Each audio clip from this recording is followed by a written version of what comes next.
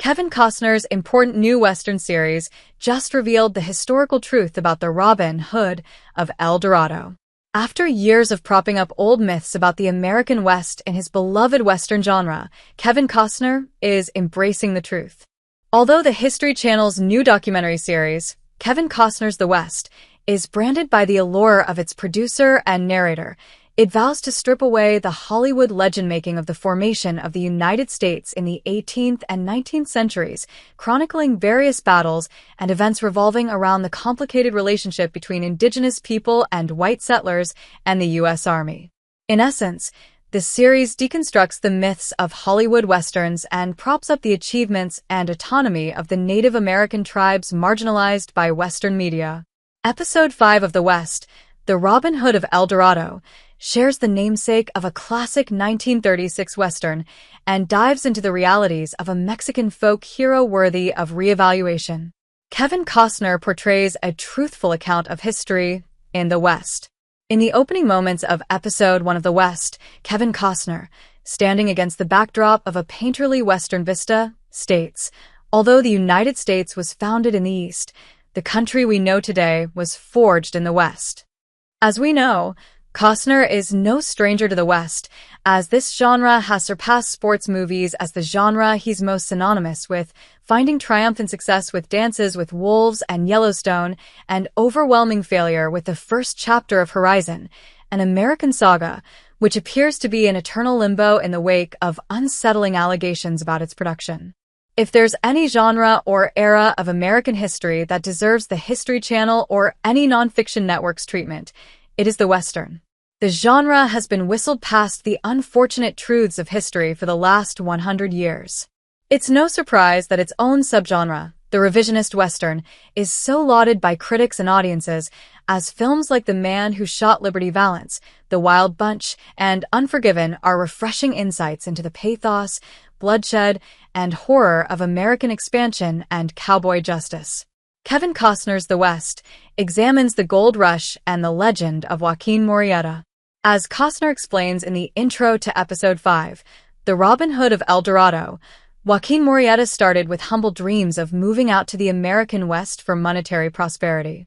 Hailing from Mexico, Murrieta sought fortune during the California Gold Rush, a period ripe with Western legend-making, as it speaks to the endless land of opportunities the new frontier promised its migrants. As the episode outlines, however, the dreams carried by those moving out west were nothing in comparison to the quest for power and control by the government under President James K. Polk. The media-coined phrase, "manifest destiny," represents America's superiority complex against those who are already occupying this land. It was only inevitable, by the power vested in a higher power, that America would strike gold and become trade partners with Asia. The area, previously owned by Mexico, was naturally inhabited by a robust population of Mexicans hoping to cash in on the gold rush. As historically is the case in the West, they were viewed as foreigners by America, despite occupying the land first.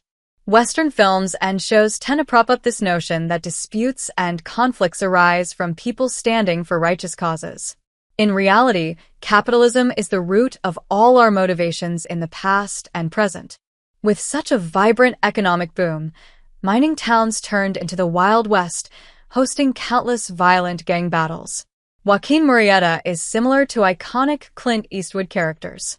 The episode's subject, Joaquin Murrieta, known as the Robin Hood of El Dorado, is a figure of endless legend-making. He is the closest historical approximation to one of Clint Eastwood's ghost-like outlaws portrayed in High Plains Drifter and The Outlaw Josie Wales. The documentary, which recounts an alleged account of his assassination of the town sheriff, discusses Murrieta as a ghostly figure, and the sparse historical evidence regarding his claims to fame adheres to his mythical aura. After being pushed out of his territory and fortune, legend states that Murrieta became a Robin Hood-esque figure, pulling grand larcenies and engaging in heroic battles. From a broad scope, the History Channel series argues that someone like Murrieta would have to take on life as a vigilante to maintain autonomy and accomplish the American dream. Despite everything the West chronicles, there's still a possibility that Murrieta never even existed. Amid his crime streak, California Governor John Bigler authorized the California Rangers, a squad assembled to hunt down Murrieta and any known associates. Murrieta could not fend off rangers and bounty hunters any longer, as he was allegedly killed by venerated officer Harry Love. Once again, Love's desire to take down Murrieta was less about pride and justice and more about earning a paycheck, as, during this time, gold began to dry up. How did Joaquin Murrieta become a source of Western legend? When the legend becomes fact, print the legend. This immortal line from John Ford's revisionist takedown of Western mythos, "The man who shot Liberty Valance," applies to Joaquin Murrieta to a T. Untangling fact from legend is nearly impossible, and what the public knows about the figure stems from literature and cinema. Published in 1854, The Life and Adventures of Joaquin Murrieta was taken as a historically credible text upon release. Since the book's publication, various films have integrated Murrieta's stories onto the screen, with the most notable example being the film The Robin Hood of El Dorado, directed by William A. Wellman and starring Warner Baxter as Murrieta. Despite exploiting all the fantastical stories propped up by dime store novels and being traditional in its structure, the film predates the revisionist Western boom by imbuing Murrieta's picaresque journey with a cloud of dread and angst. The figure, commonly referred to as just Joaquin, is believed to be a heavy inspiration for the Mask of Zorro, another story that's been told for generations. Newspapers sensationalized Joaquin Murrieta's trials and tribulations, tying him to roughly 20 murders in the area. This coverage paved the way for the antagonist portrait of the Mexican bandit, a trope prevalent across all Western movies. There's no denying the fact that Murrieta would certainly be held in higher regard if he were a traditional white American outlaw who committed noble crimes for the sake of making a living. Kevin Costner's The West indirectly acts as an attempt to correct the eponymous actor's romantic portrait of the West, as seen with the white savior tendencies of Dances with Wolves and the maudlin soap opera themes of Yellowstone. Per Costner's introduction, the America that we know today was formed in the West, but our media has been derelict in their duties by omitting the layers of Indigenous people and Mexican settlers. Sure, Joaquin Murrieta might be a product of sheer legend-making, but so is our collective image of the West.